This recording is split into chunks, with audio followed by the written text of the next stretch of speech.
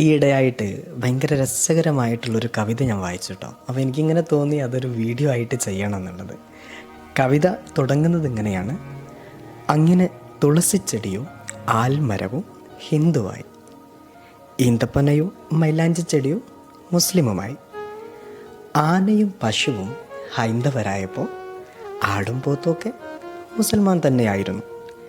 കാക്കയും പരുന്തും ഹിന്ദുവാകണം, എങ്കിലേ പ്രാവും മബാബിയിലും മുസ്ലിം ആവുന്നതിൽ അർത്ഥമുള്ളൂ. നക്ഷത്രവും അമ്പിളിക്കലയും ഇസ്ലാമായപ്പോൾ മേഘവും സൂര്യഭഗവാനും ആരും അറിയാതെ ഹിന്ദുവായി മാറി. പടിഞ്ഞാറ് ഇസ്ലാമായാൽ തെക്ക് ഹിന്ദു തന്നെ, സംശയമൊന്നുമില്ല.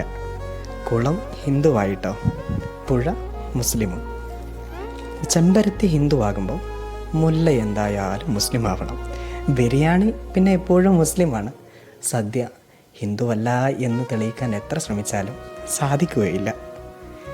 ഇനി ആകാശവും ഭൂമിയും വെള്ളവും വെളിച്ചവും കാറ്റുമൊക്കെ എപ്പോഴാണാവോ അതിൻ്റെയൊക്കെ തനി നിറം വെളിവാക്കുന്നത്. ഈ കവിതയിൽ വലിയൊരു പാഠമുണ്ട്. ഇത് കേൾക്കുന്ന എല്ലാ ആളുകൾക്കും. ഈ കവിതയുടെ കൂടെ എഴുതാത്തൊരു വരി കൂടെ ഞാൻ ചേർക്കുന്നുണ്ട്: ആര് എന്തിനെ എന്താക്കിയാലും ശ്വസിക്കുന്ന ശ്വാസം ഈ കാലം അവസാനിക്കുന്നത് വരെ ഒരു മതത്തിലും ചേരുകയില്ല. അതാണ് സത്യം. Have A nice day.